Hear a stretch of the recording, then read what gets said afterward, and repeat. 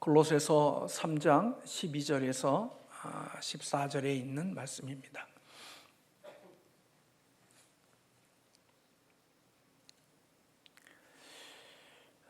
우리 함께 합독하겠습니다. 그러므로 너희는 하나님이 택하사 거룩하고 사랑받는 자처럼 긍휼과 자비와 겸손과 온유와 오래 참음을 옷 입고, 누가 누구에게 불만이 있거든 서로 용납하여 피차 용서하되 주께서 너희를 용서하신 것 같이 너희도 그리하고 이 모든 것 위에 사랑을 더하라. 이는 온전하게 매는 띠니라. 아멘. 우리 집사님이 알아서 이렇게 시간이 많이 갈 것 같아서 찬양을 아마 내려가셨습니다. 즐거운 명절 보내셨죠? 네, 가족들도 보고 또 행복한 시간들이었을 거라고 생각이 됩니다. 근데 우리가 살아가는 이 세상을 보니까 천국은 아닌 것 같아요. 그렇죠? 네, 죄인들이 살아가는 세상이기 때문에 참 여러 가지 아픔이 있죠. 죄인들은 굉장히 이기적이고 자기중심적이기 때문에 늘 자기 만족을 최우선에 둡니다. 그래서 여러분들 주변에는 그런 사람들이 다 차워져 있고, 또 저와 여러분도 그런 사람들 중에 한 사람입니다.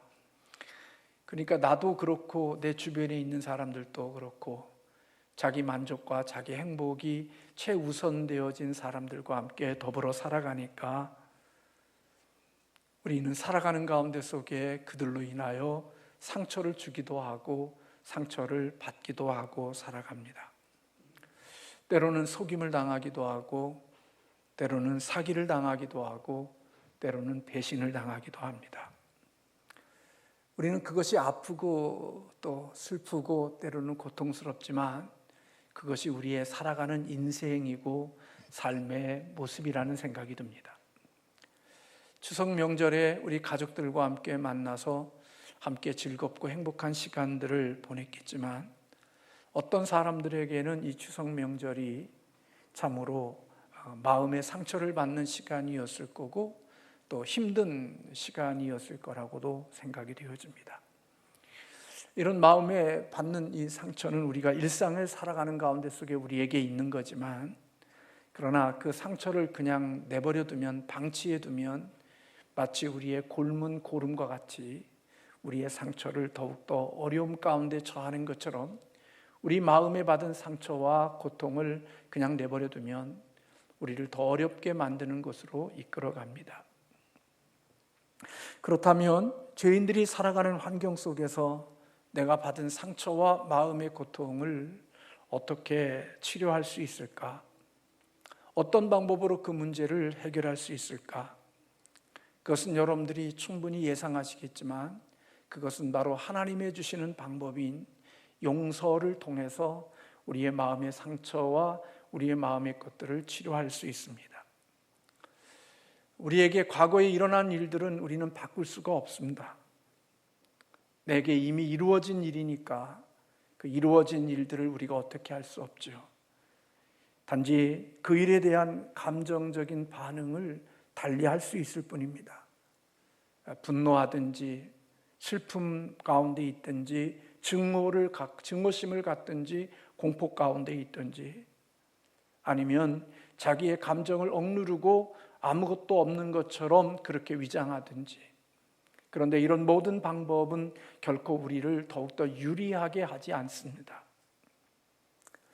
하나님께서는 이와 같은 우리의 마음의 상처와 우리의 마음의 고통이 있을 때 하나님이 우리에게 주셨던 처방전은 바로 용서하는 것입니다.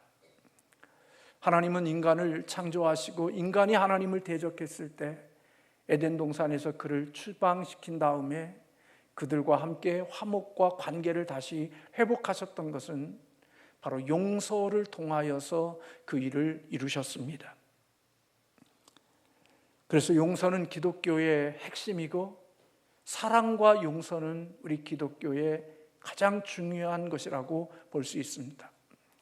에베소서 4장 32절의 말씀에 보면 서로 인자하게 하며 불쌍히 여기며 서로 용서하기를 하나님이 그리스도 안에서 너희를 용서하심 같이 하라, 그렇게 말씀하고 있습니다. 주님께서 우리를 어떻게 용서하셨다고 말씀합니까? 서로 불쌍히 여기며 서로 용서하라고 그렇게 말씀하고 있죠. 하나님은 우리가 온전할 때 우리를 받아주고 우리가 모든 죄를 다 처리했을 때 하나님이 우리를 용서해 주신 것이 아니라 우리가 연약함과 악함과 모자람이 우리에게 있을 그때 하나님은, 예수님은 우리를 용납하시고 그 모습 속에서 우리를 용서해 주셨습니다. 우리가 행한 죄가 있고 우리의 부족함이 있음을 아심에도 불구하고 하나님은, 주님은 우리를 용납하시고 용서하신 것입니다. 그래서 용서는 타인으로부터 받은 마음의 상처를 치유하는 그런 처방과 치유제가 되어집니다. 대부분 사람들은 용서하라고 하면 악을 인정하고 그 사람이 내게 행한 악에 대하여 동의하는 것이라고 생각하는 사람들이 있습니다. 그러나 내가 사람들을 용서한다고 하는 것은 그들이 나에게 행한 악과 나에게 행한 잘못에 대하여 내가 동의한다는 말이 아닙니다. 왜냐하면 용서는 공의가 아니기 때문에 그렇습니다.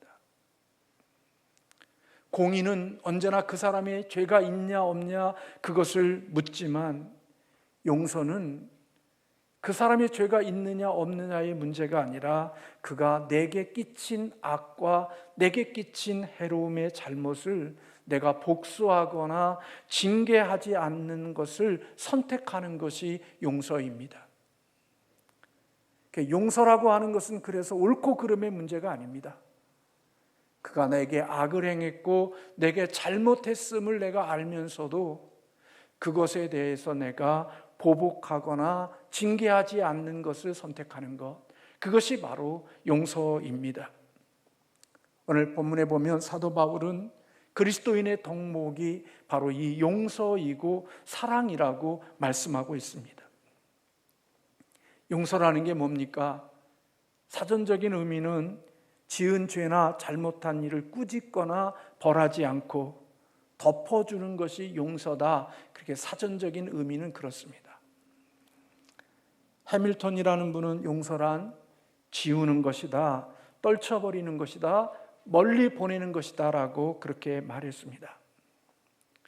용서는 내게 고통을 주고 또 내게 상처를 준 일에 대하여서 내가 보복하지 않고 그 일에 대하여 안녕이라고 고하는 것과 같다는 겁니다. 용서는 응징하지 않는 것, 그게 바로 용서라는 것입니다. 예를 들어 어떤 친구가 우리 집에 와서, 저희 집에 와서 제가 아끼고 소중히 여기는 어떠한 것을 망가뜨렸습니다. 그러면 나는 그 친구를 용서해 줍니다. 내가 그 친구를 용서해 줄 때 그 용서는 그 친구가 나에게 내가 소중히 여기는 악기나 그 어떤 것들을 망가뜨린 거에 대하여서 그가 나에게 사주거나 고쳐주거나 하지 않는 것을 선택하는 겁니다. 그러니까 그것은 내 친구가 지은 죄에 대해서 벌하지 않는 거죠. 내가 그 친구에게 용서하지 않는 것은 가서 똑같은 것을 사오든지 고쳐오든지 하는 것, 그것은 용서가 아니죠. 용서는 그가 나에게 해를 끼쳤고 나에게 손해를 끼쳤음에도 불구하고 내가 그것을 갚지 않고 내가 그거에 대해서 이제 없는 걸로 해주는 것, 그것이 바로 용서인 것입니다.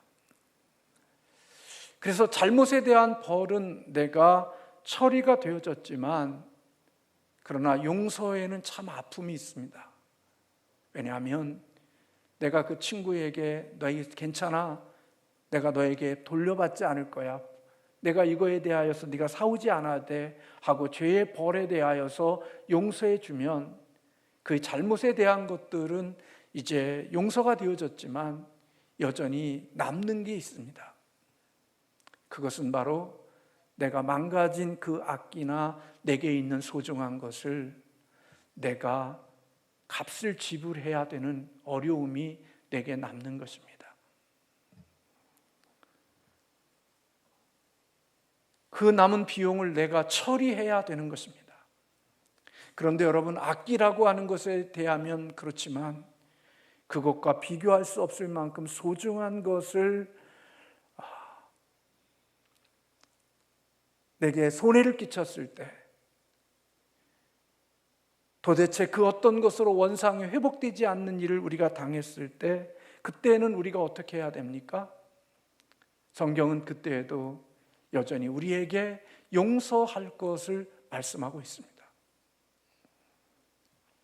사랑하는 자녀를 교통사고를 나게 해서 내 자녀에게 아픔을 주고 고통을 준 사람이 있다면, 내가 그를 용서한다고 하면 그에게 그런 것들에 대한 책임을 묻지 않는과 동시에 용서가 되어졌지만, 고통과 아픔을 가지고 사는 내 자녀를 내가 함께 살아야 되고 그것을 보는 고통의 시간은 여전히 내게 남겨져 있다는 겁니다. 그런데 왜 하나님께서는 그런 우리들을 향하여서 용서하라고 말씀하고 있는 걸까요? 그것은 하나님이 우리에게 주는 명령입니다. 오늘 본문 말씀 13절과 14절에 보면 그렇게 말씀합니다. 누가 내게 혐의가 있거든 서로 용납하여 피차 용서하되 주께서 너희를 용서하신 것 같이 너희도 그리하고 이 모든 것 위에 사랑을 더하라. 이는 온전하게 매는 띠니라고 말씀하고 있습니다. 용납하고 용서하는 것, 그것이 바로 그리스도인의 아름다운 미덕이라는 것입니다. 마가복음 11장 25절에 보면 서서 기도할 때 아무에게나 혐의가 있거든 용서하라. 그리하여야 하늘에 계신 너희 아버지께서도 너희 허물을 사하여 주시리라고 그렇게 말씀해 주셨습니다. 누가복음 17장 3절과 4절에 보면 너희는 스스로 조심하라. 만일 내 형제가 죄를 범하거든 경계하고 회개하거든 용서하라. 만일 하루 7번이라도 내게 죄를 얻고 7번 내게 돌아와 내가 회개하노라 하며든 너는 용서하라. 그렇게 말씀하셨습니다. 사실 나에게 해를 끼치고 나에게 상처와 아픔을 준 자를 내가 용서한다고 하면 그 용서의 혜택은 내게 상처와 아픔을 준 자에게 돌아가겠죠. 내게 1,000만 원의 빚을 졌는데 1,000만 원의 빚을 안 갚고 못 갚아요.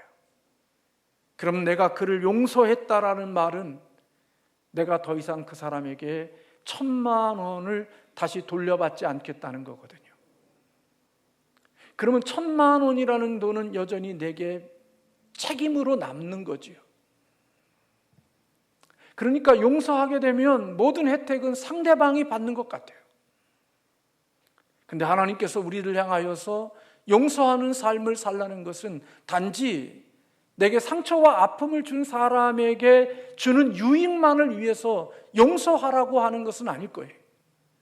왜냐하면 하나님의 말씀은 그 말씀을 듣고 그 말씀을 순종하는 그 자신에게 먼저 복을 주시기 때문에 오늘 하나님이 그렇게 말씀에 순종하는 것은 상대방이 아닌 나에게 돌아오는 유익이 분명히 있을 거란 말이죠. 내가 용서하며 살면 내게 오는 유익은 어떤 유익이 있을까요? 그것은 바로 하나님이 오늘 우리에게 주어지는 일상의 삶을 살아가는 가운데 속에 그 하루하루를 헛되지 않고 오늘 우리로 하여금 낭비하지 않고 하나님의 주시는 날들을 충성스럽게 살아갈 뿐만 아니라 미래에 내가 남겨진 살아갈 날들을 더욱더 가치 있고 복되게 살아갈 수 있는 능력이 되어진단 말이에요. 예를 들어 보겠습니다. 요셉이라는 사람은 많은 마음의 상처와 고난이 그에게 있었던 사람입니다. 형들에 의하여 시기를 당하고 미움을 받아 형제들에게 팔려가는 고통과 아픔을 겪었습니다. 종으로 팔려가는 고통을 겪었고 또 그곳에서 하나님 앞에 믿음을 가지고 거룩함을 지키기 위하여 하다가 누명을 써서 감옥에 갔습니다.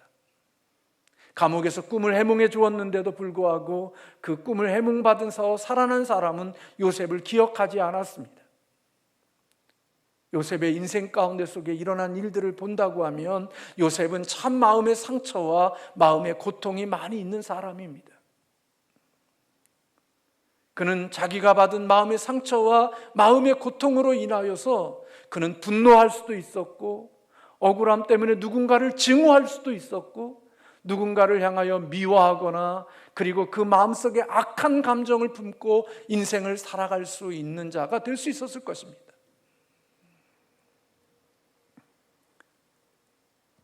그런데 요셉의 삶에 보면 그런 모든 일을 겪었음에도 불구하고 요셉에게는 분노나 증오나 원망이나 미움이나 누구를 탓하거나 그가 어둠 속에 살고 있는 모습이 보이지 않아요. 감옥에서도 그랬고 종으로도 그랬고, 그가 살아가는 모습 속에 보면 너무나도 하루하루의 삶을 살아가는 것을 성실하게 열심히 충성스럽게 주어진 삶을 살아가는 요셉의 모습을 우리는 성경에서 볼 수가 있거든요. 무엇이 요셉으로 하여금 그런 삶을 살 수 있었겠는가? 그것은 바로 요셉이 자기가 겪었던 마음의 상처와 마음의 고통에 대하여 보복하거나 미워하거나 그리고 억울해하거나 증오심을 갖는 그런 모습이 아니라 그의 마음속에 그것을 용서하는 마음으로 인생을 살았기에 오늘 그가 주어진 날들을 그렇게 살아갈 수 있는 자가 되어진 거죠. 자기 형제들을 만났을 때에도 그들을 오히려 격려하고 위로하고 두려워하지 말라고, 하나님이 이 모든 일들 속에 섭리적인 것이 있었으니까 이 일로 인하여 염려하지 말라고, 내가 당신의 자녀들까지 책임지겠다고 말하는 것은 요셉의 마음속에 있는 받은 상처와 고통이 그의 마음속에 이런 분노나 증오로 남지 아니하고 그 모든 것들을 용서하는 마음이 그에게 있었기에 오늘 그가 주어진 삶을 그렇게 살아갈 수 있는 자가 되어졌다고 여겨져요. 우리가 잘 아는 대로 사랑의 원자탄 손양은 목사님은 너무나도 잘나고 소중한 두 아들을 잃어버렸습니다. 세상을 살아가면서 그런 일을 겪지 않아야 되지만 그런 일을 겪었다고 하면 우리는 아마 세상을 살아가는 날들이 어둠 가운데 속에 살아갈 것입니다. 증오하고 복수하고 원수를 갚으려는 마음을 가지고 우리는 마음에 칼날을 갈면서 인생을 아프게 살아가는 일들이 우리에게 있었을 것입니다. 아마 저 자신에게도 그런 일이 있다고 하면 아마 길거리를 방황하면서 마치 미친 사람처럼 세상을 살아갈 수 있을지도 모르겠어요. 그런데 손양원 목사님은 그 모든 일들이 있었음에도 불구하고 하나님의 주시는 목사로서 그리고 주어진 하루하루를 너무나도 아름답게 인생을 살아갈 수 있는 아름다운 축복이 목사님에게 있었죠. 힘들고 어려운 시간들일 수 있는데 그 힘들고 어려운 시간을 잘 살아낸 거예요. 무엇이 그렇게 하셨을까요? 그것은 바로 목사님의 마음속에 있는 그리스도의 사랑에서 나오는 용서하는 마음이, 그 용서되어진 마음으로 두 아들을 죽인 그 사람을 데려다가 양자로 삼고 같이 밥을 먹으면서 살아갈 수 있는 용서하는 마음이 손양원 목사님으로 하여금 오늘 하루를 살아가는 삶을 지극히 정상적이고 그리고 어둠에 묵히지 않도록 살아갈 수 있게 하는 자원이 되어졌고 힘이 되어졌다는 말입니다. 내게 상처와 고통을 준 사람에 대하여 용서하는 것 외에 다른 방법은 없습니다. 만약에 우리가 용서하지 않고 다른 방법을 선택한다면 그것은 바로 복수하는 겁니다. 용서하지 않고 다른 방법이 있다면 그것은 복수하는 것 외에 우리가 할 수 있는 일이 무엇이 있겠습니까? 그런데 하나님은 복수하는 것은 하나님의 방법이 아니라고 말합니다. 복수하는 것은 그리스도인의 삶의 방식이 아니라고 말합니다. 예수님은 우리에게 가르쳐 주기도문 가운데 속에서 우리에게 잘못한 사람을 우리가 용서해 준 것처럼 우리의 죄를 용서해 달라고 그렇게 기도하라고 우리에게 가르쳐 주셨습니다. 내게 잘못한 자를 내가 용서해 준 것처럼 우리의 죄를 용서해 달라고 기도하라고 우리에게 가르쳐 주셨죠. 바울은 로마서 12장에서 17절 19절에서 그렇게 말합니다. 아무에게도 악을 악으로 갚지 말고 모든 사람 앞에서 선한 일을 도모하라. 할 수 있거든 너희로서는 모든 사람으로 더불어 평화하라. 내 사랑하는 자들아, 너희가 친히 원수를 갚지 말고 진노하심에 맡기라. 기록되었을 때 원수 갚는 것은 내게 있으니 내가 갚으리라고 주께서 말씀하셨다는 겁니다.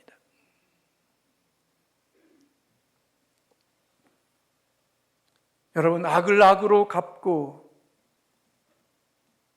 원수를 원수로 갚는 것은 하나님의 백성들이 해서는 안 된다는 사실을 우리 주님이 우리에게 말씀해 주고 계시는 것입니다.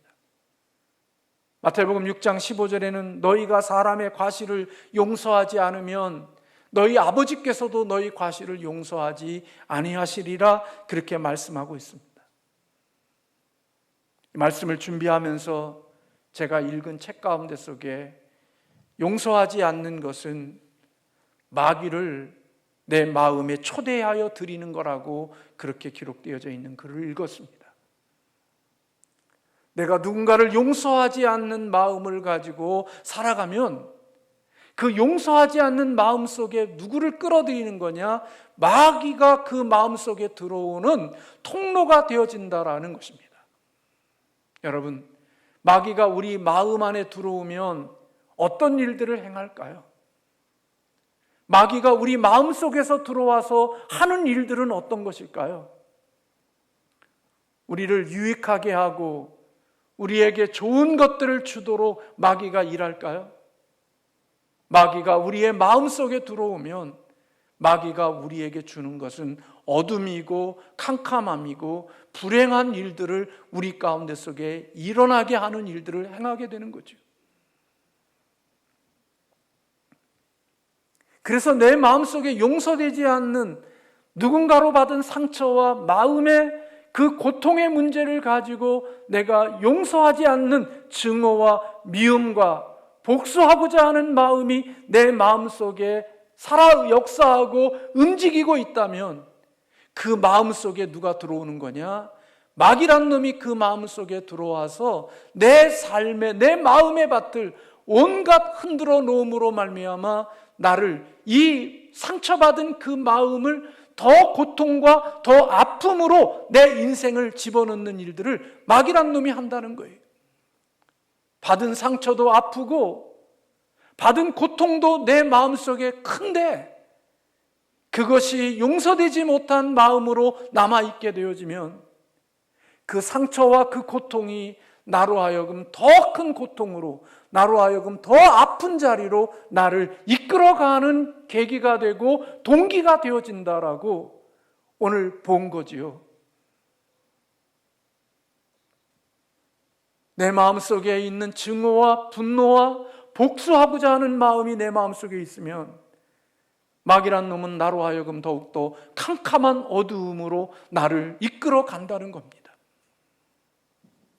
우울증을 갖게 하고 인생을 비관적으로 생각하게 하고 세상을 원망하고 세상을 향하여서 악한 마음을 가지고 세상을 살아가게 함으로 말미암아 내가 받은 상처와 내가 받은 고통보다 오늘 내가 살아가는 날들이 지옥이 되게 하고 고통이 되게 하는 어려움이 있게 되어지기 때문에 하나님은 이미 이루어진 일들에 대하여 우리가 그곳에 대한 처방전은 용서하며 사는 것이 내가 받은 상처와 내가 받은 고통이 나를 더 어렵고 힘든 자리로 집어넣지 않도록 하게 하는 비결이라고 하는 사실을 우리 주님은 우리에게 말씀해 주고 계시는 것입니다.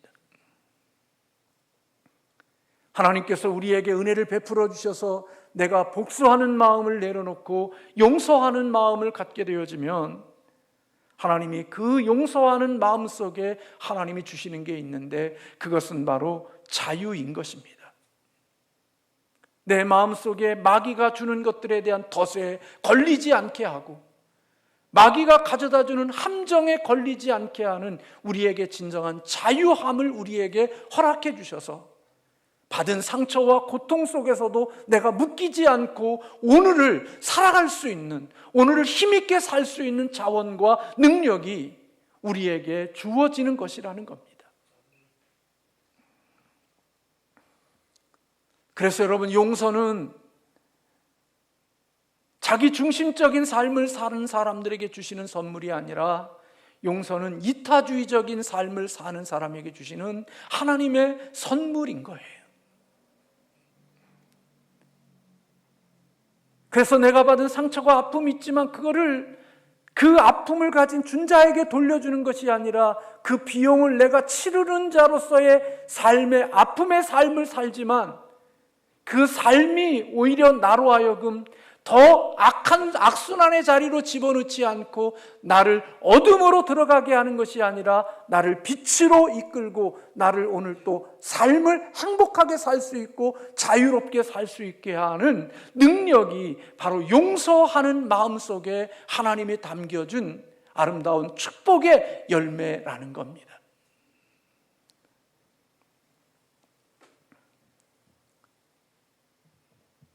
그래서 용서한다는 것은 받아들이는 거지요.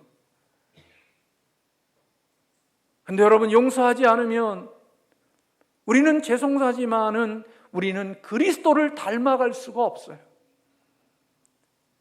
용서하지 않는 모습 속에는 그리스도의 형상으로 빚어가는 일들이 우리 가운데 있지 않단 말이에요. 왜 하나님이 그 고통 가운데, 그 아픔 가운데 있으면서도 불구하고 왜 하나님은 우리로 하여금 용서하라고 하는가? 그 힘든 일을 우리에게 왜 하시는가? 그것은 바로 그곳 속에서 하나님이 우리에게 주시는 아름다운 은혜가 있기 때문에 그렇다는 거예요. 여러분, 한 주간 동안 설 명절을, 추석 명절을 맞이해서 가족들과 함께 살아가면서 즐겁고도 행복한 시간도 있었지만 어떤 사람들은 함께 하면서 때로는 마음의 상처를 받고 마음의 고통을 받은 사람들도 있을지도 몰라요. 부모님 때문에, 자식 때문에, 형제 때문에 내 마음이 불편함을 겪고 내 마음에 상처받은 사람들도 있을 수 있겠죠. 근데 하나님은 우리가 그런 일들을 겪을 때마다 하나님이 우리에게 주시는 말씀이 네가 받은 만큼, 네가 겪은 고통만큼, 네가 받은 상처만큼 돌려주려고 하는 게 아니라 그것을 지우고 그것의 벌을 그에게 돌리지 말고 네가 용서함으로 네가 남겨져 있는 그것들을 네가 감당하고 그 비용을 네가 치르라고 말씀하고 있는 거예요. 여러분, 이게 얼마나 힘들고 어려워요. 근데 여러분, 이게 하나님이 우리를 하나님의 성품으로 빚어가게 하시는 훈련일 수 있다는 것을 우리는 잊지 않아야 됩니다. 내가 용서하는 것만큼 나는 그 깊이와 용서하는 넓이와 용서하는 높이만큼 나는 누구를 닮아가고 있는 거냐? 그리스도를 닮아가고 있고 예수님의 형상을 내가 만들어가고 있고 빚어가고 있음을 우리에게 보여주고 있는 것입니다.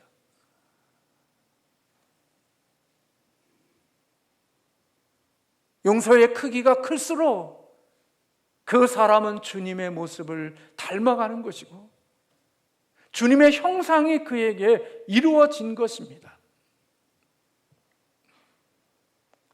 왜냐하면 그것이 그리스도인의 삶의 방식이고 그것이 우리를 만들어 가시는 하나님의 훈련의 역사이기 때문에 그런 것입니다.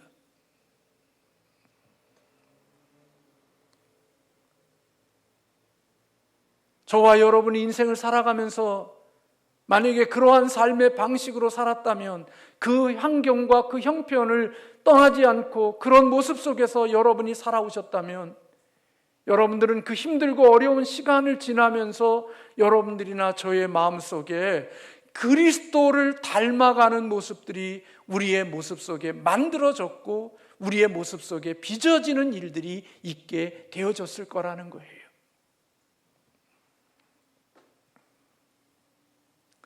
제리쿡 목사님은 그분의 책에서 사랑과 받아들임과 용서는 우리를 지속적으로 성장하게 하고 온전하게 이끄는 것이다라고 이야기했어요. 사람의 마음의 크기와 사람의 마음의 높이와 사람의 마음의 넓이가 무엇을 통하여서 더 넓어지고 깊어지고 높아지느냐? 바로 우리가 나에게 준 상처와 고통이 있음에도 불구하고 그것을 내 마음속에 용서하며 살아갈 수 있는 마음이 있을 때, 용서의 삶을 살아가는 그 속에서 내 마음의 넓이와 깊이와 높이가 더 커져가고 있음을 우리에게 증명해 주고 있다는 겁니다.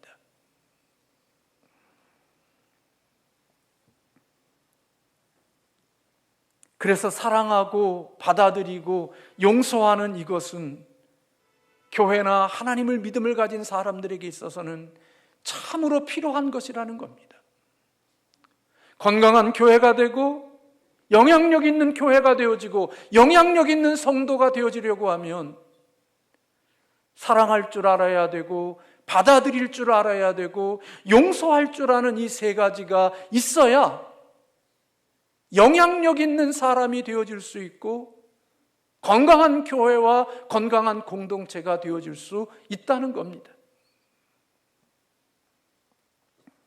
여러분, 우리 인생은, 우리의 본능은 이런 길로 갈 수가 없습니다. 그래서 우리는 상처받으면 즉각적으로 하는 게 뭐냐면 보복입니다. 복수하는 겁니다. 근데 그 복수를 했다고 해서 내게 돌아오는 이익이 있느냐? 별로 없습니다. 내가 그를 향하여 복수했다고 해서 상대방이 그에게 고통과 아픔을 줄 수 있을런지는 몰라도 내가 겪는 아픔을 그도 겪게 할 수는 있을런지 모르지만 그것이 나에게 유익으로 돌아오는 것은 없습니다. 시간이 지나면 나를 더 고통스럽게 하고 시간이 되면 나를 더 올가매고 시간이 되면 나를 더욱더 고통스럽게 아프게 하는 일들로 다가오지 나를 자유하게 한다든지 나를 행복하게 한다든지 나를 더욱더 기쁨의 자리로 나를 이끌어가지 못한다는 겁니다. 그러니까 하나님은 그것을 아신 겁니다. 우리 인간이 이기적인 사람들과 함께 나도 이기적이고 너도 이기적이고 우리 다 같이 이기적인 사람들과 함께 살아가는 가운데 속에서 만나는 상처와 아픔은 그것을 처리하는 방법은 용서하는 방법 외에는 이미 이루어진 일들을 해결할 수 있는 가장 좋은 방법은 없음을 우리 하나님께서 알고 계셨던 겁니다. 그래서 나의 고통을 주고 나에게 상처를 준 사람을 위하여 용서하는 게 아니라 상처받은 자, 고통받는 그 마음을 가지고 살아가는 그 자신을 하나님이 복 있는 인생으로, 자유하는 인생으로 하나님의 주시는 날들을 빛 가운데 살게 하기 위하여 하나님이 우리에게 그렇게 말씀하신 거라는 거예요.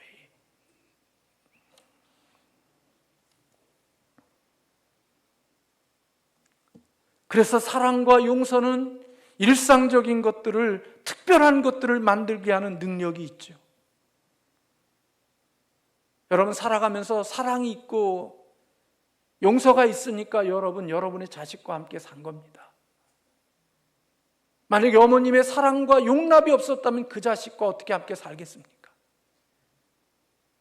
자라면서 저도 그렇고 우리 모든 자녀들은 다 자기 중심적이고 자기 이기적입니다.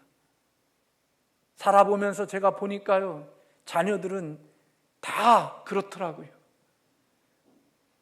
결혼해도요, 부모님보다는 자기 아내, 자기 자식이 우선이고 자기 중심이 주선이지 결코 그런 받은 은혜에 대하여서 뭔가 마음을 두고 살아가는 모습들이 없더라고요. 저 자신을 보니까.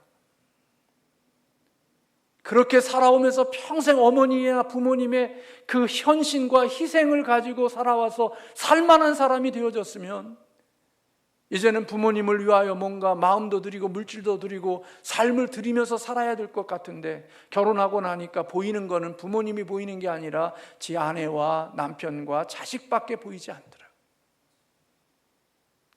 여러분, 그런 사람들과 함께 어떻게 살겠어요? 마음속에 저 새끼, 저 인간, 저놈. 우리는 그래서 그렇게 말해. 너 같은 자식 꼭 낳아라.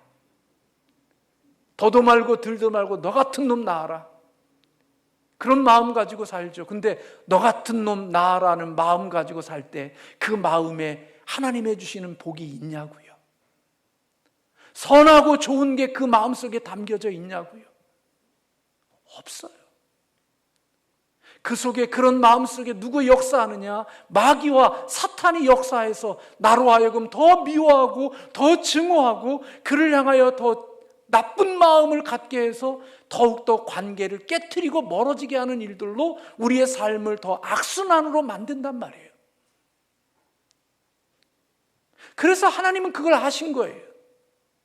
우리를 지으신 하나님이 우리가 받은 마음의 상처와 우리의 마음의 고통에서 우리가 해결하여 오늘을 자유롭게 살고 행복하게 내게 주어진 날들을 그래도 당당하게 요셉처럼 감옥이든지 종이든지 총리든지 내게 주어진 곳에서 자유롭게 살 수 있는 비결은 용서하면서 살아가는 삶이 되어져야만, 내가 종으로 살든 죄인으로 살든 총리로 살든 내 인생에 자유와 행복이 있다는 사실을 하나님께서 아셨기 때문에 우리가 받은 상처와 고통에 대하여 용서하며 살라고 말씀하고 있는 거예요.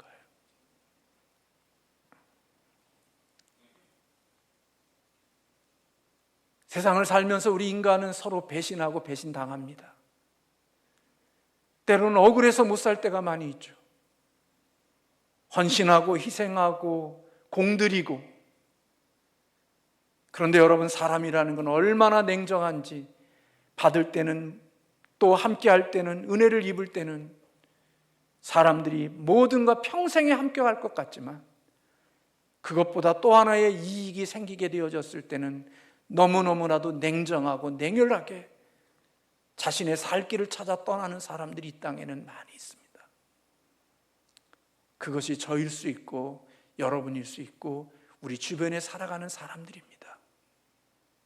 그래서 아마 지난 한 주간 동안에도 마음의 상처 때문에 아프고 마음에 받은 그 고통 때문에 내 마음속에 견디지 못하여 속이 부글부글 끓으면서 어떡하지 하며 하루를 살아가는, 그런 힘든 시간들을 살아가는 하나님의 사람들이 계셨을런지도 모릅니다.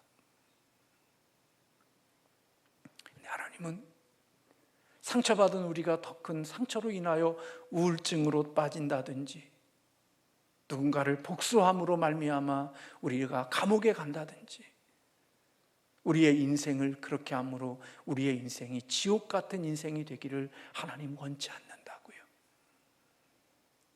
하나님은 억울하고 속상한 일이 있으면 주님이 우리를 용서해 주신 것처럼, 그래서 우리를 용서함으로써 나 자신을 빛 가운데 거하게 하기를 하나님은 원하시는 거예요. 근데 여러분, 이렇게 살아가는 것은요, 제가 늘 말씀드리지만 본성으로는 살아갈 수가 없어요. 인간의 자연적인 본성으로는요, 그렇게 못해요. 그래서 여러분들이 우리 가슴 속에 막 분노하고 미워하고 증오하고 막 온갖 마음속에 지옥과 같은 모습들을 가지고 있다가 하나님의 은혜를 좀 받고 하나님의 마음속에, 내 마음에 하나님의 은혜가 임하게 되면 그 마음이 좀 풀어지는 은혜가 있는 거잖아요. 말씀을 준비하면서 일부 예배 때는 말씀드리지 않았지만 우리가 사람을 받아들이는 것은 마치 무엇을 받아들이는 것과 같다고 얘기했냐면 쓰레기를 받아들이는 것과 같다고 그랬더라고요. 누군가를 받아들이는 것은 쓰레기를 받아들이는 거래요. 근데 여러분, 이 세상에 살면서 쓰레기를 받아들이는 사람이 누가 있어요?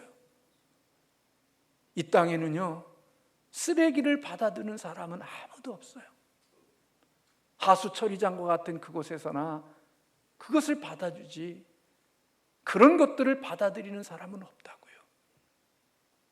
근데 하나님이 우리를 살리신 방법이 어떻게 살리신 줄 아세요?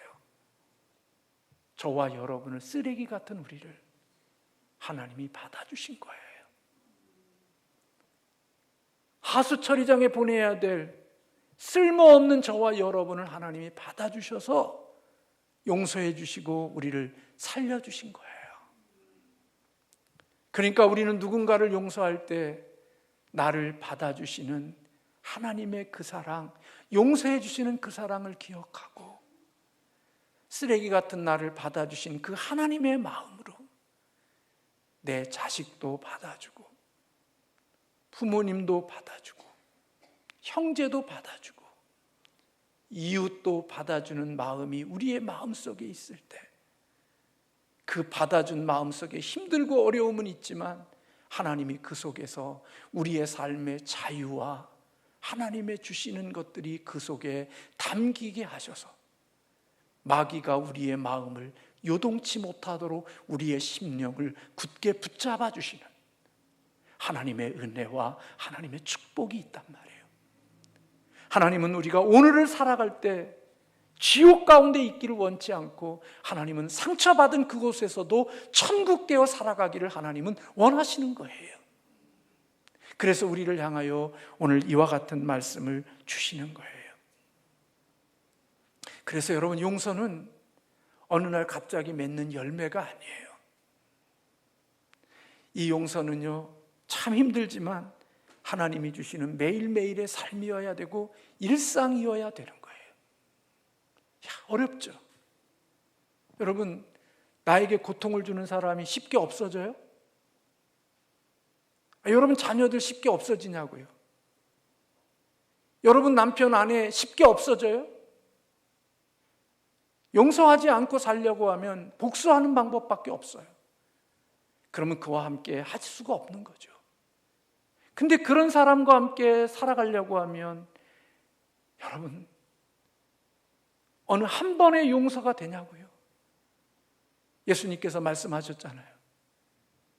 사람이 몇 번 용서해야 됩니까? 70번씩 7번이라도 용서해라. 그거는 490번 용서하라는 얘기가 아니라 오늘도 용서하고 내일도 용서하고 내일도 용서하고 또 용서하고 또 용서하고 매일매일의 삶이 용서의 삶이 되어야 한다는 사실을 우리에게 가르쳐 주죠. 근데요, 기가 막히게 하나님은 또 용서하고 용서하고 용서하는 마음을 가질 때 우리의 마음이 하나님의 형상으로 빚어져 가고 하나님의 형상으로 우리의 삶이 만들어져 가는 은혜를 허락해 주신다고요. 그래서 그런 삶을 깊이 지나고 나면 어느 순간 보니까 내가 예수님을 많이 닮아 있는 것을 보게 되어지는 거죠. 미움도 줄어들었고 누군가를 향하여 증오하는 마음도 줄어들었고 내 마음속에 많은 사람들을 대할 때마다 평안으로 축복하는 마음으로 내 마음이 그렇게 변화되어져서 세상을 행복하게 살아갈 수 있게 하시는 하나님의 축복이 그 용서하는 삶 속에서 빚어지고 만들어지시는 축복을 하나님께서 선물로 주신다는 겁니다. 오늘 제가 말씀을 드리면서도 이 말씀은 정말 찢어버리고 싶어요. 왜요? 우리의 힘으로는 살 수가 없어요. 안 돼요. 잘 안 돼요. 그래서 여러분, 오직 뭐가 필요하냐? 하나님의 은혜가 필요해요.